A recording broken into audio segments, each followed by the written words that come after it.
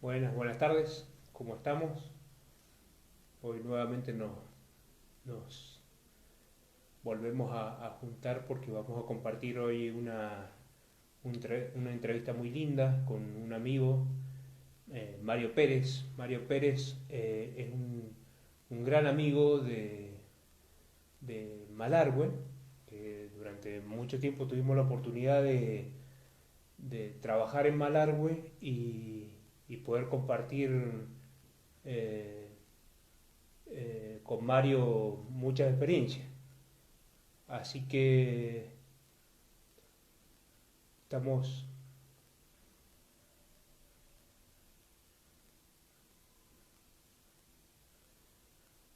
estamos esperando que se conecte Mario.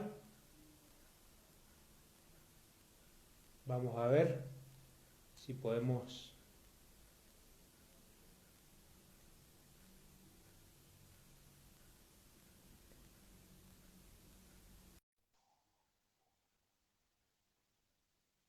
Que se conecte. Ahí está Mario Pérez. Hola, Pato. ¿Qué decís? ¿Todo bien? Muy bien, che, muy bien. La verdad que es una alegría verte y compartir con esta charlita con vos. Si bien hemos hablado mucho tiempo de muchas cosas, le estaba contando a la gente, a los amigos acá del CAM, que hemos compartido, has tenido vos la suerte de compartir 4 o 5 años laburando conmigo, ¿no? Y sí, hemos tenido que aguantar mutuamente. Y sí, va. Bueno, y estaba un poco haciendo una introducción, contándole a los amigos. Mario Pérez es de Malargüe, actualmente vive en San Rafael, ya hace muchos años que vive en San Rafael, es de Malargüe y es una de las personas que desde hace muchos años se dedicó a profundizar el tema de no sé si llamarle la tragedia del avión de los uruguayos, el milagro del avión de los uruguayos. Muchas veces yo lo considero más milagro que tragedia, no sé cómo, cómo catalogarlo, Mario. La verdad Mirá, que, el tema del avión de los uruguayos tiene mucha tela para cortar. Es un tema bastante apasionante, depende del punto de vista que lo mires. tal cual. Eh, para mí es el milagro de los Andes. Inclusive nosotros que trabajamos en la zona lo tenemos, lo tenemos publicado de esa forma. El milagro de los Andes. Fue una epopeya de gente común que tuvieron una de las experiencias de sobrevivencia que yo creo que del último siglo ha sido la más fuerte de todas, ¿no? Entonces, yo lo llamo el milagro de los Andes. Sí, ha marcado, realmente ha marcado un antes y un después, ¿no? Es decir, qué bárbaro cómo el ser humano ante una situación de tanta dificultad es capaz de hacer lo que sea por salir adelante, que eso es lo que realmente a mí me, me apasiona, en parte me conmueve ver cómo lograron ellos sobrevivir. Hay algo que siempre me acuerdo de algo que me contaste vos, que tuviste la oportunidad de estar con ellos, que, que en una oportunidad te contaron ellos que a ellos los salvó el amor que se tenían entre ellos mismos y la unión entre ellos mismos. Eso siempre me Eh, acuerdo. sí, o sea, yo creo que también primó un estado primitivo que los seres humanos solamente sacamos cuando podemos llegar a estar en una situación extrema, ¿no? Como la que vivieron ellos. Tal cual. Pero también yo creo que primó mucho el amor, el respeto, la solidaridad, la formación que tuvieron en grupo, no solamente porque hayan venido en grupo, fueran amigos, estuvieran dentro de un equipo de rugby, sino la comunidad que se formó dentro del lugar, que se formó en ese ámbito tan crudo que, bueno, los que tal vez alguna vez hemos estado metidos en la nieve sabemos lo que significa, donde la crudeza es tal que por ahí uno estando preparado lo sufre. Imagínate chicos de 18, 20, 21 años vestidos de zapatos mocasines, pantalones de vestir y camisa manga corta, tuvieron que enfrentar una adversidad, una cachetada que le dio el destino y los metió en un lugar que ni siquiera ellos esperaban estar. No, Ellos seguro. iban, Bueno, ellos iban a pasear, iban a jugar un partido de rugby a Chile. tal cual. Entonces, eh, realmente es algo bastante inexplicable lo que uno puede sentir por la historia, porque tiene tantas facetas y tantas formas de ver, depende de la personalidad de cada uno, como la quiera mirar a la historia. Por eso siempre digo que es tan potable esta historia. Sí, tal cual. Yo creo que, la verdad, bueno, un poco también agregar de que ellos se caen un 13 de septiembre, de octubre. Un Eh, do- eh, claro, y la ropa de primavera y bueno, todos esos factores había por haber porque no llevaban ni siquiera ropa de invierno. Vos sabés que yo siempre tenía en la mente, quería preguntarte, porque bueno, no alcancé a contarle a a los amigos que nos están siguiendo, que vos en una oportunidad hiciste el camino que hace Parrado y Canesa para llegar a Chile, que vos recorriste exactamente el mismo camino. Y yo quería preguntarte puntualmente, ¿cómo sale la idea, cómo surge la idea de seguir los pasos de los sobrevivientes? ¿Cómo te surgió a vos? ¿Qué te movió a vos para seguir los pasos de ellos? Mira, la idea de cruzar los Andes era una idea que, bueno, vos trabajaste mucho tiempo conmigo, estuvimos mucho tiempo juntos, compartimos algunas cosas locas y por ahí uno, esa risa confirma todo lo que te estoy diciendo. Eh, eh, Siempre estuvo dentro de mi cabeza hacer el cruce de los Andes, pero bueno, no sabía la oportunidad. Y bueno, en el año 2005, en febrero del 2005, te voy a contar un poquito cómo se gestó, digamos, el cruce Sí. de los Andes, de los pasos de Nando y de Roberto, ¿sí? En el año Ujú. 2005, estando en una cabalgata, cuando retorno a la Hostería del Soñado, que es el lugar que usábamos como punto Como base. de logística, la base que teníamos para poder movernos, bajo un domingo, normalmente subíamos viernes, sábado y domingo, salíamos los lunes, martes y miércoles y hacíamos lo mismo, jueves, viernes y sábado. Entonces casi siempre los domingos estaba en la hostería, recibiendo gente para volver a salir. Llego a la hostería y me informan que Edgardo Barrios, quien en ese momento era el encargado, digamos, Edgardo Barrios fue el gestor de estas cabalgatas. ¿Sí? Barrios fue quien le dio forma a esa loca idea de ir hasta la cordillera de los Andes y vivir esta experiencia tan fuerte que es subir hasta el lugar donde están los restos del avión y los restos de los chicos que quedaron lamentablemente en la cordillera. Ajá. Y una de las personas que trabaja ahí me dice que Edgardo quería charlar conmigo. Así que lo llamo por teléfono y me dice, Mario, si te pudiera venir a San Rafael, necesito hablar con vos un rato. Y yo, bueno, agarré la camioneta y me fui a San Rafael. Llegué como a las 3 de la mañana, descansé un poco, al otro día muy temprano, a las 8 de la mañana fui a la casa de él, me recibió y me presenta a un muchacho de México que había andado por la zona, que venía de la zona de Aconcagua, y quería que lo lleváramos al lugar donde chocó el avión. ¿Sí? En Ajá. realidad lo que quería era tratar de subir al lugar donde habían estado Nando Parrado y Roberto Canesa. ¿Sí? Ujú. Eh, Ahí estamos viendo una foto de la zona. Esa foto es en la cumbre del Cerer, sí. La cumbre del Cerer y lo que se ve de fondo es el Cerro del Sosneado y se ve todo el Valle de las Lágrimas, así como una especie de arco que se ve que baja directamente al Cerro Sosneado. Ujú. Ahí estoy parado en la cumbre del Celer, ¿sí? El Celer se llama porque Nando Parrado cuando llegó a la cumbre le puso el nombre de su papá, ¿sí? De Celer Parrado. Entonces bajo ahí a lo de Edgardo, llego, podemos tomar unos mates, me presenta este joven y él quería llegar a donde golpea el avión, ¿sí? Ajá. Le dije que sí, que yo lo llevaba, lo acompañaba, que no tenía problema.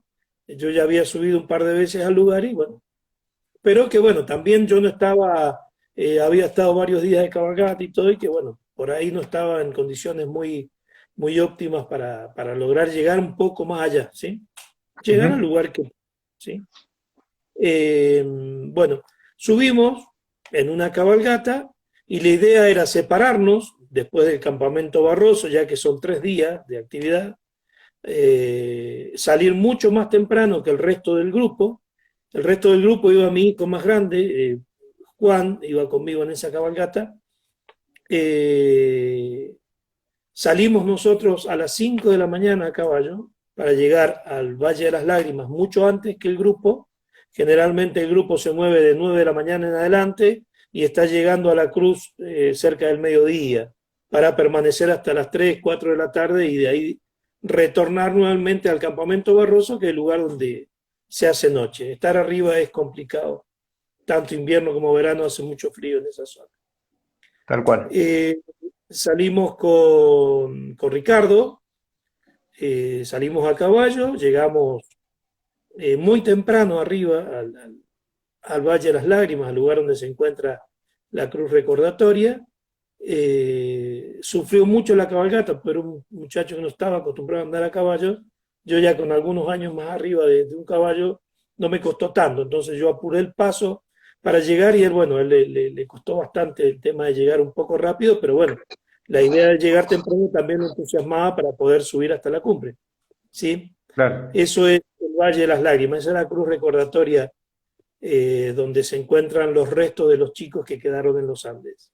Ajá. Sí, ahí vemos también el resto del avión también ahí eh, Sí, en ese lugar. generalmente las cosas que encuentra haciendo los alrededores las deposita en ese lugar y ahí quedan depositadas. Es raro que la gente se traiga algo, a pesar de que algunas personas dicen que por ahí la gente se trae souvenirs y yo creo que la historia no da para eso. Un montón de la gente Qué bueno.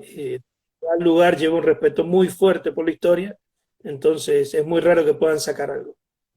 Ujú. Llegamos a caballo, yo dejé los caballos ahí cerca de la cruz, los manié sus manos para que no se fueran y empezamos a caminar. Así que subimos hacia el lugar por un tobogán por donde se creía que el avión había bajado, ¿sí? Que Ujú. es el tobogán que baja directamente al vientre del Valle de las Lágrimas, que es el glaciar donde estuvo depositado el avión los 72 días de permanencia donde estuvieron los chicos, ¿sí?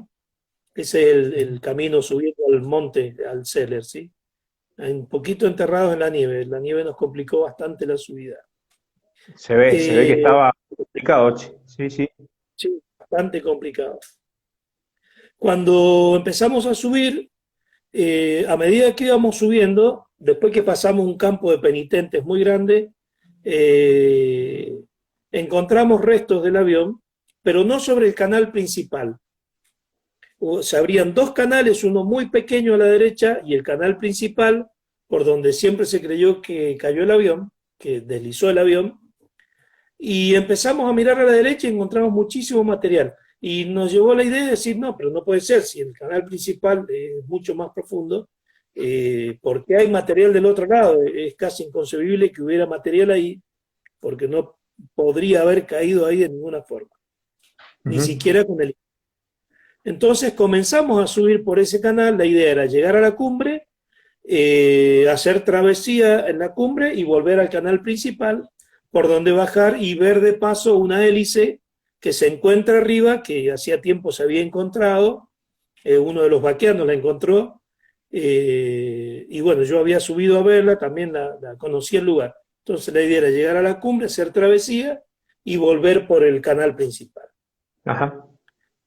A medida que íbamos subiendo íbamos encontrando cosas y cosas y cosas.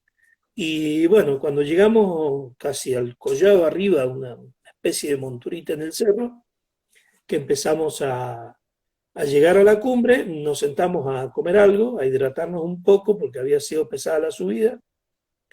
Y mirando así la nieve, veo una prenda azul enterrada en la nieve. Y le dije a Ricardo, a mi compañero que estábamos juntos trabajando en esto, le dije, Ricardo, ¿ves lo que yo veo? Y él me dijo, sí, vamos a ver, y fuimos a verlo. Con la sorpresa que nos encontramos con un saco de traje, Mm. eh, eh, un saco de traje que estaba enterrado entre las piedras en la nieve. Ese año había sido un año no muy nevador en la cordillera, había nevado mucho en la cuenca, pero no mucho en la cumbre, ¿sí? Eh, Ese es el Valle de las Lágrimas, el año 2005, tenía una nieve bastante impresionante, pero eso fue en Impresionante diciembre, la cantidad. Mm. Mucha esto nieve. fue cuando cruce, cuando Ajá. cruzamos hacia Chile. Entonces, sentados ahí en el lugar, fuimos a ver eso y claro, yo lo agarramos y le dije a Ricardo que se fijara los botones, que se fijara si eran militares, porque yo pensaba que era por el color una de las chaquetas de los pilotos. Nos fijamos, pero tenía un botón común.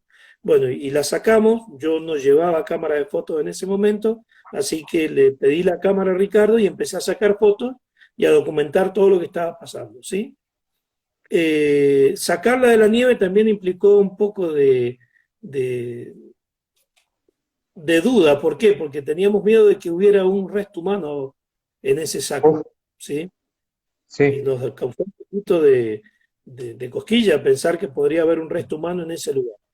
Entonces, lo movimos, yo empecé a sacar fotos y bueno, y del bolsillo interior de la chaqueta salió los documentos no, de Ricardo Strauss, ¿sí? Ricardo Strauss Uroste, un sobreviviente de los Andes. qué Imagínate la fuerte, ¿no? emoción. Qué fuerte. Uf, La emoción en este momento fue grande, estábamos bastante emocionados porque realmente eh, encontrar algo de un sobreviviente arriba es emocionante. Entonces ah, pactamos qué bárbaro la de, cantidad de años que pasaron, ¿no? Qué bárbaro. así que encontramos unos pantalones, encontramos camisas, encontramos lentes, yo encontré una cámara de fotos y encontré un rollo de fotos, pero bueno, el clima, tantos años tirado ahí arriba, lo habían puesto inservible, ¿no? La idea de pensar que dentro de ese rollo podría haber alguna foto que mostrara algo, también te vuelve un Sí, poquito la cabeza, ¿viste? Te pones a pensar. sí, tal cual. Eh, Así que dijimos no traer nada de arriba, dejamos todas las prendas arriba, pero sí los documentos, ¿sí? Ajá. Porque yo sabía que en la cabalgata que seguía la otra semana venía Álvaro Mangino, otro sobreviviente de los Andes, y Mm. la idea era entregarle los documentos a Álvaro Mangino y que él se los entregara a Eduardo Strauss en Urioste en mano. ¿Quién mejor que un sobreviviente para devolverle a otro sobreviviente algo que era de él? ¿Sí? Qué bárbaro. Entonces, estando ahí en ese lugar y bueno, con todo lo que pasó en ese momento, que fue fuertísimo, le dije a Ricardo que si quería hacer algo distinto. Este Ajá. muchacho me dijo que le encantaría. ¿Qué cosa? Le dije, mira, el cruce detrás de los pasos de Nando Parrado y Roberto Canesa se ha intentado varias veces, pero lamentablemente no se ha logrado nunca. Entonces este muchacho me dice, ¿pero qué? ¿No lo ha hecho nadie? Le digo, mira, se ha intentado, pero hasta ahora no se ha podido. ¿Te animás a que crucemos la cordillera? Ahí Y bueno, mismo, ahí mismo fue la no, propuesta de hacerla. Va, no, yo en te ese momento pregunto, no estábamos listos. no, ¿Ah? no, yo te ¿Cómo? pregunto como si no te conociera, sí, si estás muy loco. Yo sé que vos que eras Y capaz no tenía comida, de o sea, la me animé un emoción, poquito. me imagino. Claro, y bueno, y quedó en la cabeza, viste, la idea, bajamos. Bueno, todo el episodio que aconteció fue bastante fuerte porque llamamos a Edgar una vez que estábamos en la hostería, la gente que estaba con nosotros en la cabalgata había llegado antes, entonces nos encontramos y la gente, imagínate, cuando vieron los documentos de Eduardo, la gente lloraba, había gente que lloraba de la emoción. Entonces Oh, llamamos a Edgar y le dijimos que habíamos encontrado todos estos documentos. Me dice, venite a San Rafael ya, así que agarramos la camioneta, me vine a San Rafael le entregué los documentos a Edgardo, perdón, y me volví a la hostería porque yo tenía el otro día una salida y tenía que Ah, estar temprano porque tenía que recibir la gente que al otro día salía. Vos sabés lo que salí de cabalgata, tenía que hacer sí. la aduana, tenía que chequear equipos, tenía que preparar comida, tenía que hacer un montón de cosas. Ujú. Y así que quedamos en que Edgardo y Ricardo iban a hacer la entrega a Álvaro Mangino de los documentos y que se iban a poner en contacto con Eduardo Strauss para comunicarle el encuentro de sus cosas. Qué bárbaro. Qué experiencia, Eh, ¿no? sí, fuerte, fuerte por el tema, por el hecho de encontrar algo de ellos, ¿sí? Si bien uno ama este tipo de cuestiones porque lo ha hecho tantas veces, no sé quién es el que pone loco es poco, está mal eso. No sé si a vos o a mí, pero bueno, Porque por nos eso conocen, a algunos de los dos nos conocen. algunos conocen. Ujú. Entonces, queda la idea pendiente, yo subo a la cordillera, vuelvo a bajar, tenía al otro día otra salida, así que hice 3 cabalgatas casi seguidas. Cuando llego a la última cabalgata, que me quedaba después, tenía 3 días para descansar, eh, linda la Granada, Maya, qué El guacho que son maleo, las cosas, el maleo, malecón, personaje. totalmente, gente linda. Bajo y uno de los chicos ahí que era mozo de la hostería me dice, Mario, te andaba buscando una gente una revista. Le digo, ¿una revista de qué? Le dice, de un diario, dice que te venían a hacer una entrevista. Le digo, ¿pero de qué? Por el tema de los documentos. Yo hasta ese momento me desayuné ahí, pero bueno, tuvo una trascendencia terrible el tema del encuentro de los documentos, porque bueno, esta historia motiva ese tipo de cuestiones, ¿sí? Ajá. Hubo un montón de gente que se volvió a meter en la historia gracias a este encuentro. Bueno, pasó todo esto y seguimos trabajando con Ricardo, él vive en Estados Unidos, y bueno, información va, información viene, él consigue el sponsor de National Geographic y se decide hacer el cruce. La Ujú. revista pide un montón de información, un montón de cuestiones, viste que para este tipo de cosas Sí, no sí, es tan sí, sí. fácil. Y un día, llegando de una excursión al Valle Grande con un grupo de gente, me llaman, estaban en la camioneta, recibo la llamada y me dice Mario Pérez, y bueno, de la revista te estamos llamando para decirte que el proyecto se confirmó y, bueno, imagínate, yo en ese momento casi me desmayo de la alegría, Sí, sí. ¿viste? Sí, claro. Eh, Esa es una foto en la madrugada, arriba, en la cumbre del Seller, una Qué madrugada lindo. hermosa, maravillosa. Y ahí Qué se ve lindo. todo el Valle de las Lágrimas, se ve hacia el Sosneado. Ujú. Entonces se fue dando forma al proyecto y en diciembre la idea era llegar lo más cerca posible a caballo, si era posible también hasta la cruz a caballo, pero bueno, sabemos que las condiciones en la cordillera en diciembre son complicadas y más años muy Eh, nevadores. Había Peligrosísimo. muchísimo en diciembre e inclusive llegamos a compararlo casi con la cantidad de nieve que había en el año 72 cuando se estrellan los chicos. Eh, y bueno, y salió la locura esta, hicimos el cruce de los Andes, logramos hacer la travesía de Nando y Roberto, una travesía con mucho contenido emotivo, porque vos sabés bien por qué yo me acerqué a la historia, Sí, sabés, sí. me conoces un poco y sabés mi Sí. historia, sabés que hice tantas cosas ahí, tal vez no tanto por la historia de los Andes, sino para cruzar mi propia cordillera, si vos la conocés. Tal cual. Entonces salió la idea, lo hicimos, fue durísimo, fue muy duro, nos tocaron condiciones de nieve muy duras. Gracias a Dios tuvimos unos días fantásticos, pero las noches sumamente heladas, sumamente frías. Estando en la cumbre del Seller, por ejemplo, lo que ellos subieron en 3 días, nosotros lo hicimos en 10 horas de caminata. Epa. Y sí, las condiciones físicas de ellos eran terribles, ¿no?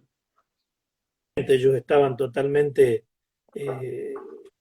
mal alimentados, después de sufrir tantos días, el frío, o sea, desgastados físicamente totalmente. Nosotros estábamos preparadísimos para hacerlo, teníamos equipo, teníamos buenas bolsas de dormir, buena carpa para dormir, pero te cuento esta que es la mejor, que estábamos en la cumbre del Seller y me desperté como a las 3 de la mañana y me sentí frío.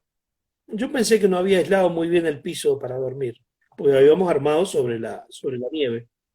No en las rocas, porque es una zona muy rocosa arriba y bueno, vos sabés que por ahí es mejor armar en la nieve, que es más lindo que dormir en la piedra, ¿no? Tal cual. Eh, Alguna vez me pasó. ¿Qué pasó?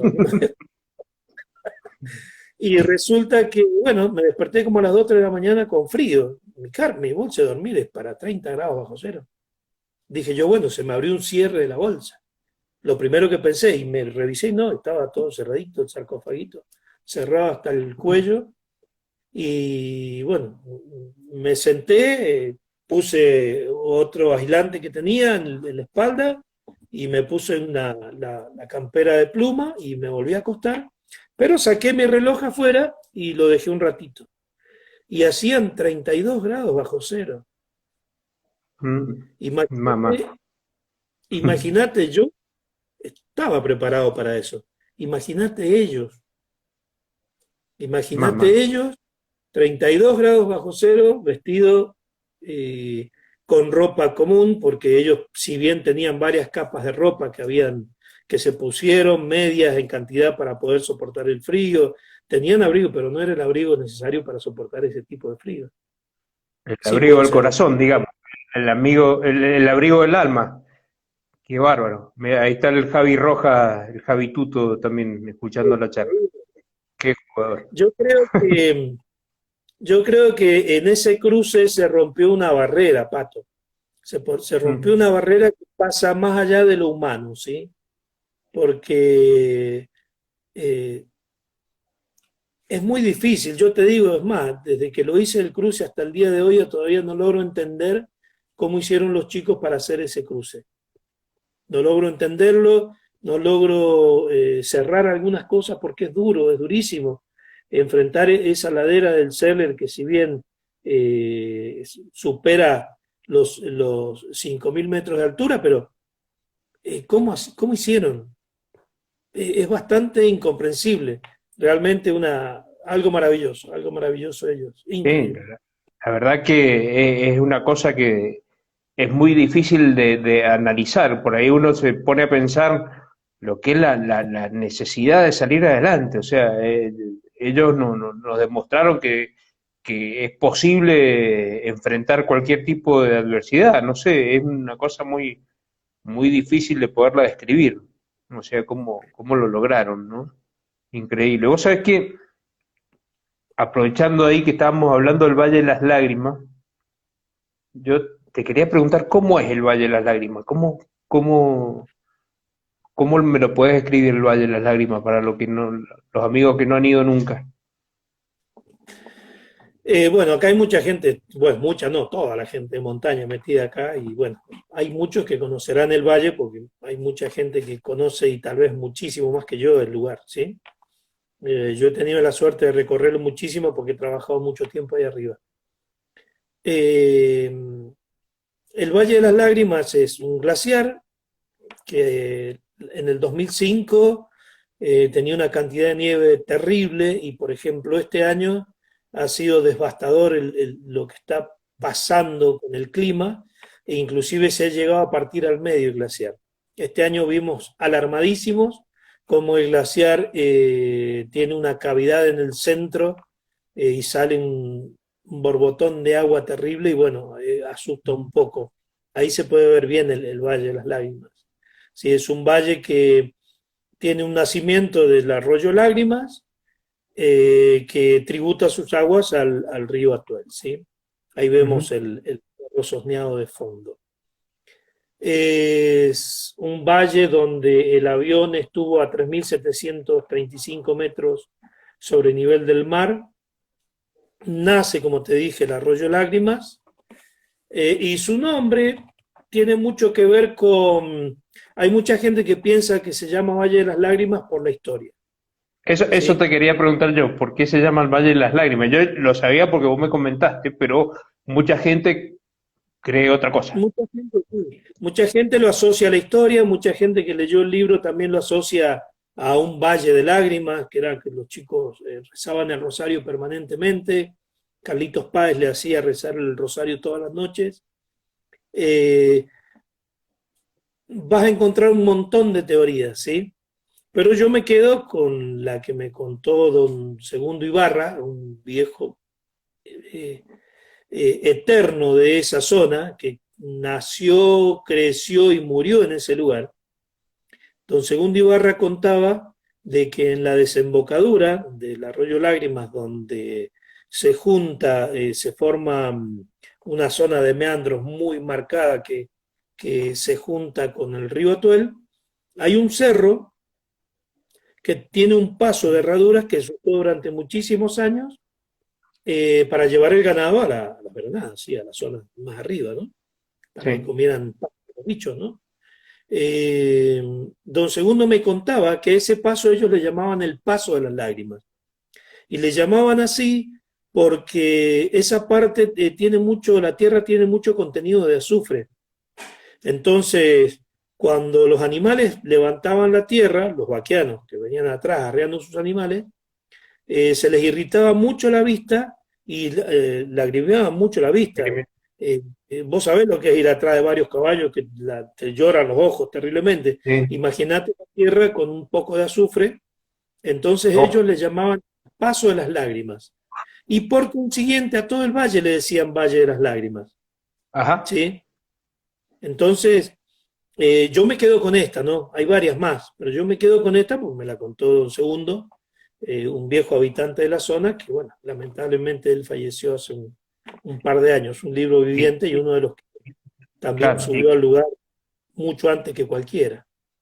y claro está que este hombre transitaba la zona antes que cayera el avión.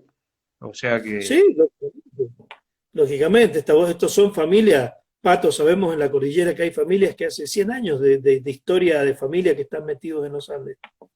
sí, Es sí, sí, una cultura, tal cultura cual, sí, propia que sí, es muy particular, muy vistosa y muy atractiva la cultura de la gente del veranador de montaña, ¿no? Del criancero de montaña, que es totalmente distinta a la gente que cría ganado en el llano, es una cultura totalmente distinta. tal cual. Y quizá puede ser una temática, vamos a proponerle acá a los chicos del CAM, a Javi y a la Pato Garis, de que algún día podamos hacer una charla de lo que es la transhumancia, ¿no? Eso estaría, podemos dejar ahí Y para otro momento. es algo particular, sí, sí, la gente de campo tiene una cultura muy particular y muy poco entendida porque, bueno, es difícil entender su forma de pensar, su forma de actuar. Es más, te digo una cosa, el fotógrafo de la revista de National Geographic, Jane Blajos, que fue el que documentó toda la travesía, estaba locamente enamorado de la vida de esta gente del campo, porque no entendía cómo hacían para vivir en las condiciones que vivían. Sí, Sabemos, Pato, que estás en la cordillera andando y ves un rial ahí en el medio del campo y debajo de una chapa te sale un puestero y vos sabés que pasan meses en ese lugar, ¿o no? sí, sí. No, no, no, tal cual, sí, Entonces, sí, este muchacho estaba loco con eso, sí, estaba re loco. Pero bueno, ese es otro paño para cortar, hay un montón para hablar. tal cual, Eh, tal cual. Así que bueno, hicimos el cruce, subimos el Seller, luego bajamos hacia Chile, también muy complicado el descenso, porque la bajada a Chile es más abrupta que la subida desde Argentina, Ah, ¿sí? mira, ajá, Es bastante, una zona con mucho hielo y después se encajona en un valle donde hay paredes muy altas con grandes depósitos de azufre, una zona totalmente barrosa. Caminamos y llegamos al pie del Ventisquero Universidad, un gran glaciar del territorio chileno, que es increíble, increíble la masa de hielo que mueve ese glaciar, que es donde se forma el río San José, ¿sí? que Ese, es el, ese que... Ujú. Sí, perdón. sí, ese es el río San José, es el río que siguen ellos, ¿sí? Que es Claro. el río que los conduce a los Maitenes, ¿sí? Que es Ajá. el lugar donde se encuentra el arriero Sergio Catalán, y bueno, ya de la historia habrán leído en la internet, hay muchísima información y un montón de cosas, y bueno, también te digo, hay mucha gente que de esto, en este grupo, conoce muchísimo. Seguro. Entonces, ¿mm? Sí, seguro, sí, sí. Sí, de paso, o sea, Sergio Catalán se murió ¿qué fue? Hace un par de meses, se murió, hace muy Que poquito. fallece, sí, sí. Sí, sí. Una pérdida lamentable, pero bueno, ya Sergio tenía más de 90 años, Qué un hombre bárbaro, grande. qué Sí, bárbaro, bueno, y ¿no? con todo lo que implicó la historia para él y los reconocimientos y todo lo que, el reconocimiento que tuvieron los sobrevivientes con él, ¿no? Sí, tal Así cual. que el Qué tema bárbaro. del cruce es fascinante. Yo ahí hay una página en internet a la cual todos pueden acceder que se llama Reviven, ¿sí? Esa página se formó en el año 2005.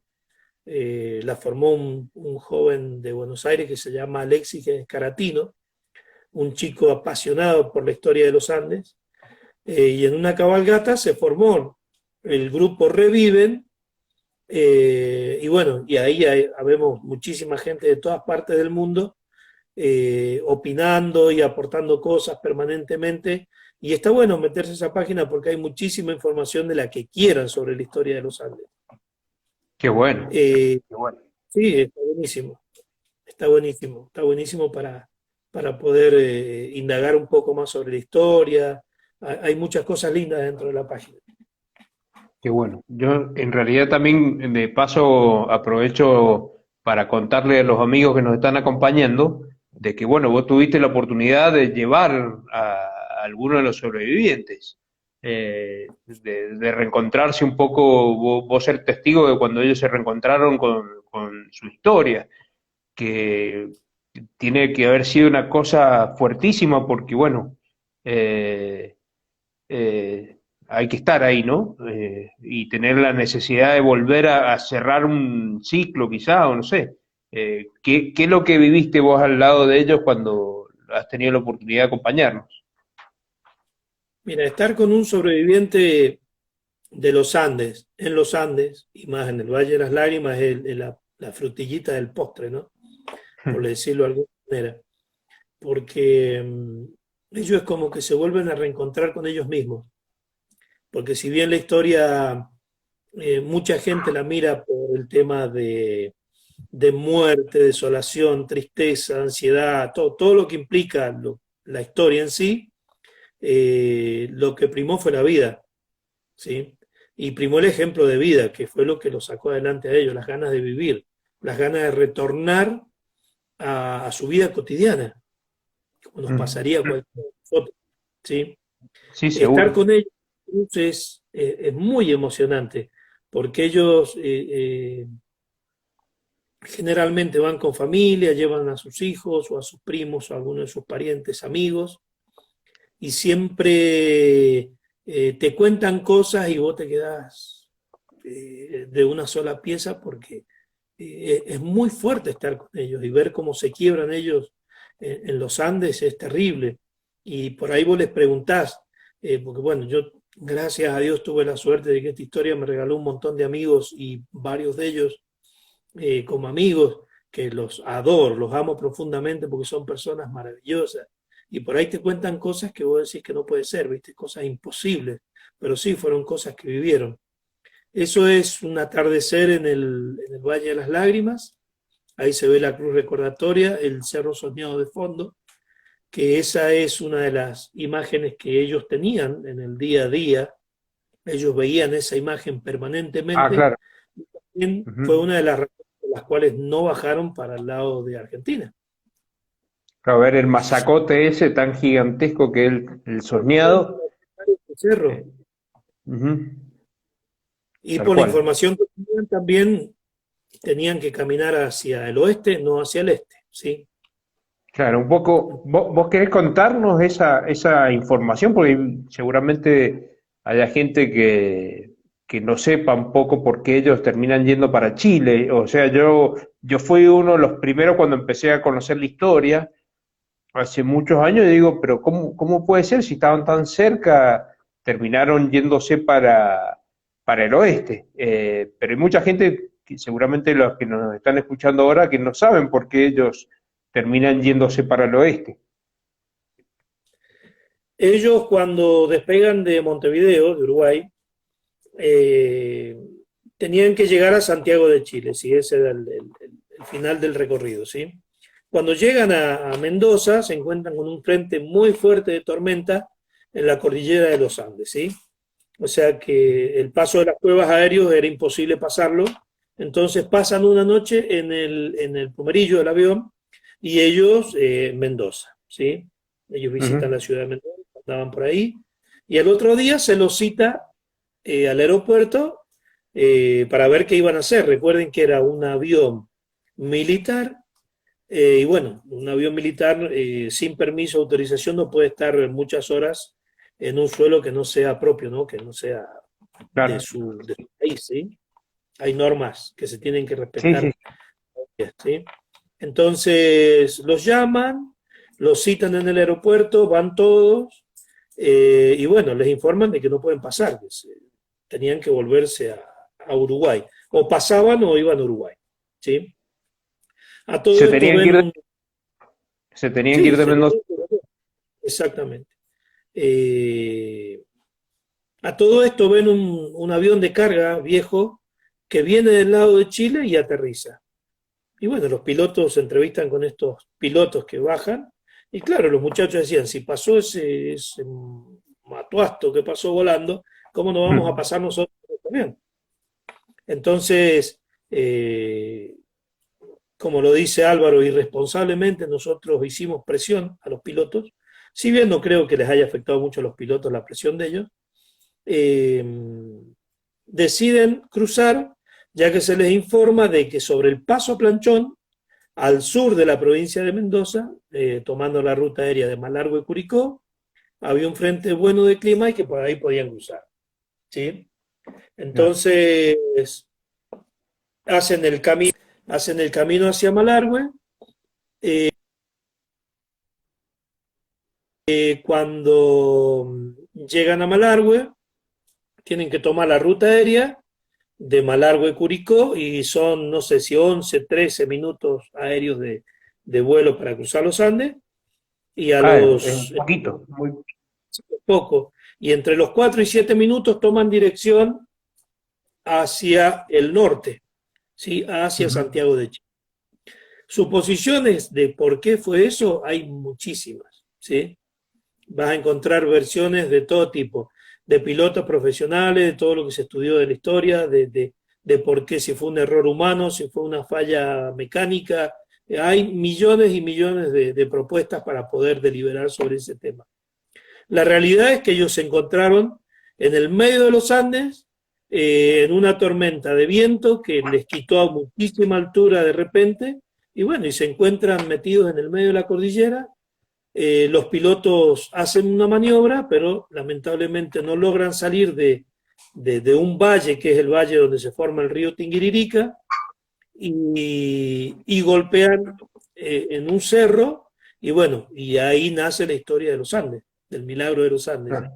El avión golpea en una pared, casi en la parte alta de la pared, se parte un ala, el ala aparentemente corta la cola y bueno, y el resto del fuselaje, casi ya las dos alas pues habían golpeado, desliza por un colchón de nieve hasta que se deposita en el regazo del glaciar de las lágrimas.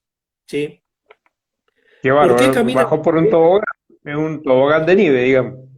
Sí, un tobogán de nieve, había muchísima nieve y eso también fue una de las cuestiones que lo salvó, porque si no hubiera habido ese tobogán de nieve, yo creo que no hubiera sobrevivido nadie, porque el terreno es escabroso, es terrible ahí arriba. No, no da para que deslice un avión, ¿sí? Claro. Eh, ¿Por qué caminan? Disculpame, yo por ahí me voy por la rama y me pongo a hablar, ¿no? No, no, Pero, no estamos hablando ¿por qué nosotros. estamos los dos solos? Porque ellos eh, caminan hacia el oeste, porque la información que ellos reciben fue del piloto, que estaba, imagínatelo al piloto incrustado con los mandos del avión en el pecho, ¿sí? Totalmente moribundo, divagaba, estaba delirando y decía que habíamos cruzado Curicó, ¿sí? Sobrevolamos Curicó, sobrevolamos Curicó. O sea que la última información que reciben los chicos, en Curicó estaban Están sobrevolando en Curicó. Curicó. O sea que ellos, había cartas en el avión de vuelo, había una brújula, o sea que ellos no hicieron mal en caminar hacia el oeste. Lo que ellos Claro. no tuvieron... Es cierto lo que los toma la torre de control del aeropuerto de Curicó al avión, que se comunican con la torre de control. Eso lo escuché yo una vez, no te lo pregunto La porque no sé torre, si es verdad. sí, la torre de Pudahuel les da autorización para descender. Ah, Por eso te digo, hay una gran falla humana en todo esto, que bueno, lamentablemente nadie puede decir que fue como tal porque nadie estuvo en esa situación para poder afirmarlo. Podemos decir miles de cosas, claro. ¿sí? Es una de las controversias, porque los pilotos tuvieron la culpa, los pilotos, sí, hubo muchísima culpa porque los que toman las decisiones en ese caso son los pilotos. Eh, pero bueno, lamentablemente la historia pasó. Hoy día todo lo que digamos son Sí, solamente sí, sí. suposiciones, no estábamos ahí Sí, para verlo, ¿sí?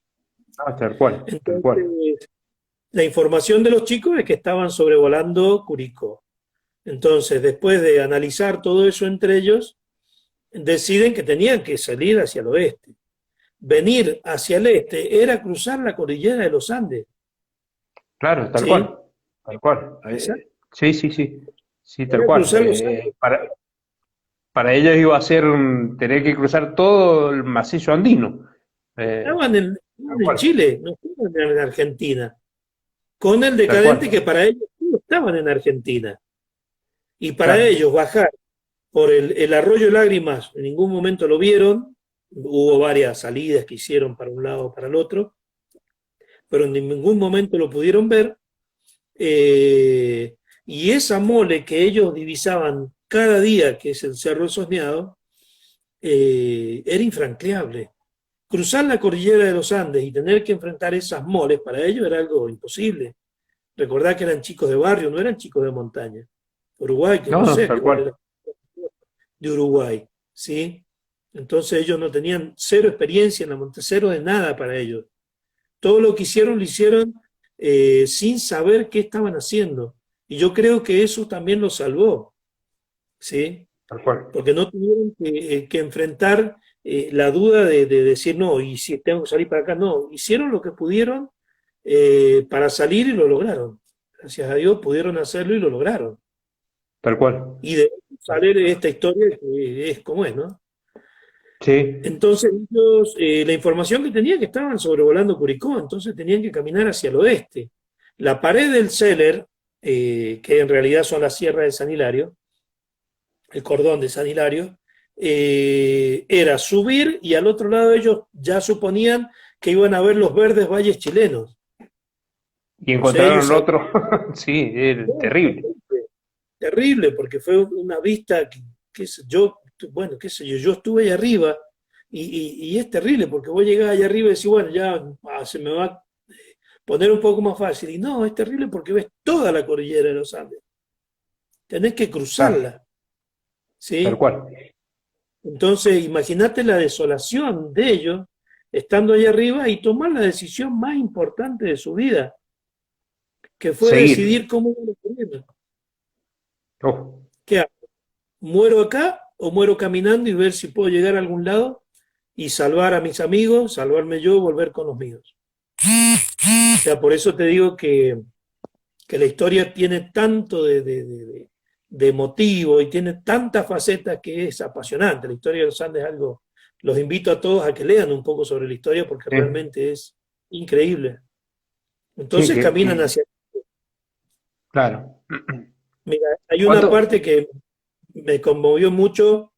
Pedro Algorte escribe su libro hace poco tiempo y le pide a Nando Parrado que haga el prólogo de su libro. ¿Sí? Lo invita a Pedro a su casa Esto lo cuenta Pedro en su libro, ¿no? Eh, y bueno, charlando, él le dice que si puede escribir el prólogo de su libro, y Nando le dice que sí, que lógicamente, pues son hermanos, ¿no? Hermanos de la vida. Eh, y cuando se va a despedir, que Nando lo acompaña a la puerta de su casa, dice que él venía caminando detrás de Nando, y Nando andaba de pantalón corto. Y dice que lo venía mirando atrás, y dice, yo miraba las piernas flacas de Nando, y dice, y vi unas cicatrices horribles, dice, en la parte de sus pantorrillas. Y le dije, Nando, estas heridas te las hiciste en algún accidente. Recordá que él corrió en auto, anduvo en moto, después hizo un montón de locuras más. Arriesgó la vida un montón de veces más fuera de los Andes, ¿no? Sí, tal Eh, cual. esas heridas, dice, ¿te las hiciste en algún accidente? Y Nando le dijo, no, dice, yo esta me la traje de los Andes. O sea, el tipo caminó con las piernas rotas, con las piernas sangrantes, heridas. Y ahí Pedro, que es uno de los libros que yo, qué sé yo, que me ha llamado mucho la atención por la crudeza con que define todo, eh, me cae a mí personalmente, no nada que ver con la historia, yo soy un amante de la historia, pero imagínate el sentimiento de Pedro en ese momento de decir, ah, carajo, mirá todo lo que hizo por nosotros, se animó a cruzar la cordillera con las piernas heridas, sangrantes, con unas heridas terribles para Mm. salvarnos. O sea que, por eso te digo que está bueno acercarse a la historia y leerla. ¿Cómo se llama el libro que escribe él, el título, para pasárselo a los chicos? ¿Te acordás? Lo tengo en mi Te acordás? habitación, ahí, ya te ¿Te lo digo. acordás? No, después lo pasamos en la página del CAM. Yo sé que estás viejito y no te vas a acordar, Sí, pero ya. estás muy arruinadito ya, entonces no te vas a acordar de tantas cosas. Sí, un poquito de papada, pero es poquito, ¿no? Tampoco tanto. Algunos- ¿Qué te produjo a vos, Mario, la primera vez que llegaste con un sobreviviente ahí a donde está la tumba, donde está la cruz, donde está todo eso? ¿Qué sentiste vos al estar al lado de uno de los sobrevivientes cuando se reencontraron con eso? Eh, te tiene que haber temblado todo el cuerpo, me imagino, ¿no? Y mira, yo mi primera vez con un sobreviviente fue con uno de las personas, acá mi hijo me trajo el libro. Ese es el libro de Pedro Algorta. Las montañas, ¿lo leen ahí? Siguen allí, Ujú. de Pedro Algorta, ¿sí? Un libro Las muy montañas bueno, siguen allí. Ujú, Las montañas siguen allí, de Pedro Algorta. ujú. Es Por un ahí si podés contenido, después le sacás una foto y nos lo subís ahí al Instagram del CAM para, bueno, para los que estén interesados en leer. sí, sí. Ujú. Perdón que te Yo, interrumpí, que estábamos hablando. sí, sí, perdón. Mi primera experiencia fue con una persona que yo adoro profundamente por su calidad de ser humano, que se llama José Luis Inciarte, ¿sí?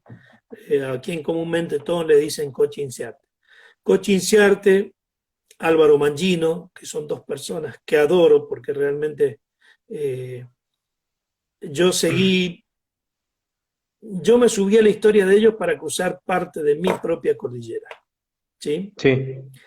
Entonces, el hecho de subir con ellos, subí junto con ellos, estaba Álvaro y Coche en esa subida, y lo que más recuerdo fue esa noche que nos quedamos tomando un vino al lado del fogón, que se nos aflojó la lengua y estuvimos como hasta las 3 de la mañana charlando cosas que por ahí me moría de risa porque Coche es dueño de una personalidad increíble, es de esos tipos que así como te hace llorar, te hace reír inmediatamente, mágico, de una cosa increíble.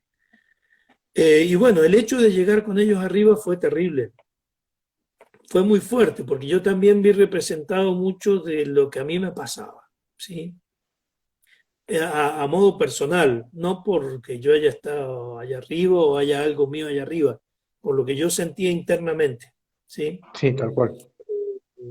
Y bueno, para mí fue muy fuerte, ¿no? No, no, no, lloré creo que casi toda la subida con ellos y cuando Oh, estuvimos arriba fue también terrible, porque ellos, Edgardo les había contado un poquito de mis cosas y bueno, ellos se solidarizaron un montón conmigo por este tema. Ujú. Entonces, el hecho de tener el apoyo de ellos eh, sobre mi Te, historia, y te estando en la historia de afianzaba. ellos, Ujú. fue terrible, fue muy fuerte, ¿viste? Fue muy fuerte y me Claro, ayudó muchísimo. tal cual. Entonces, y en la última subida que estuve con Álvaro, que fue el año pasado, el anteaño, perdón, que Álvaro vino con un grupo de su familia y quiso subir él con su familia, y yo eso lo respeto a muerte porque para mí ello es palabra santa. Eh, Estuvo uno de el ahijado de Marcelo Pérez, que era el capitán del equipo, ¿sí? Ujú. Y estando en la cruz, yo, claro, estaban toda la familia y todo, y yo me alejé un poco, sí, me alejé porque me sentía invasor de ese momento tan íntimo que es Personal. estar con Sí, él. sí, sí. Y me alejé un poco de la escena, me fui para atrás, pero no me fui porque, bueno, es una zona inestable y no quería que ninguno se me cayera a ningún lado, ¿sí? Entonces, en un momento, Álvaro me dice, Mario, vení. Le digo, no, Álvaro, le digo, no, no me da, le digo, para estar ahí, esto es muy personal. Y me dice, vení, loco, si vos sos de la familia. Dice, la vez que he venido acá vos me has cuidado. Dice. Entonces, imagínate para mí Uh, lo que y significó bueno, eso. Para mí fue terrible. Y me regalaron una foto de Marcelo Pérez. eh, por eso te digo, tiene esos puntitos, viste, que te colman, te llenan el corazón terriblemente. qué grande, qué grande. Y la verdad que un poco poder compartir con vos, bueno, yo he tenido la suerte de compartirlo con vos a estas charlas en nuestro lugar, que es en la montaña, sentado alrededor de un fogón, a veces lidiando, lidiando con lo que hacíamos, con el trabajo, junto con el Javi Robelo, con el Largo seguramente está por ahí también en el grupo, no sé si debe estar escuchando la charla, no lo vi aparecer, pero bueno, que hemos tenido la oportunidad de disfrutarte nosotros mucho de la forma que más entran las cosas, por lo menos lo que nos gusta la montaña, y lo que por ahí hemos tenido la suerte de vivir algún momento complicado, no a ese nivel, pero sí con alguna cuestión adversa, y bueno, la verdad que en la cordillera se potencia mucho más esto, ¿no? Que es increíble. Y bueno, Así es. teníamos la idea hace un tiempo que me decía el Javi, vamos a hablar con el viejo. Para los que no saben cómo nos manejamos nosotros, para nosotros vos sos el viejo. Toda la Eh, vida pega fuerte. Vamos a hablar con el viejo para poder hacer esta entrevista, que ya que esta temática no tiene fin, o sea, es una temática realmente fuertísima, extraordinaria, una temática que nos puede llegar a abrir puertas, a guiar, a fortalecer mucho, y como te pasó a vos. Y bueno, queríamos aprovechar y sacarte el jugo, si bien tenemos una hora y ya nos están quedando nada, 2 minutitos, pero bueno, aprovechar estos 2 minutitos que nos faltan, que nos quedan, para ver, que quería yo escucharte y escucharte sobre una experiencia propia que te haya dejado todo esto. Mira, yo creo que lo que me dejó la historia de los Andes y me sigue dejando, porque bueno, sabes muy bien que seguimos trabajando ahí arriba con mi socio Alfredo Herrero, un montañista también, persona magnífica, amigo, lo adoro con el alma. Seguimos trabajando en la cordillera, como siempre, sabes que amamos esto, entonces de alguna forma nunca nos vamos a alejar. Y lo que más me llena a mí en este momento con el tema de la historia de los Andes es ver a mis hijos cómo les interesa. Por ejemplo, en este momento Joaquín y Jazmín están en la habitación mirando con el teléfono de su mamá y están como locos. Y Qué para mí bárbaro, eso ya es lo que más me llena de esta historia, que qué ellos grande. puedan de alguna forma también desde Uy, pequeño poder poder Mario, verlo. nos quedan 15 segundos. Estoy viendo el reloj que me aparece acá. Mario,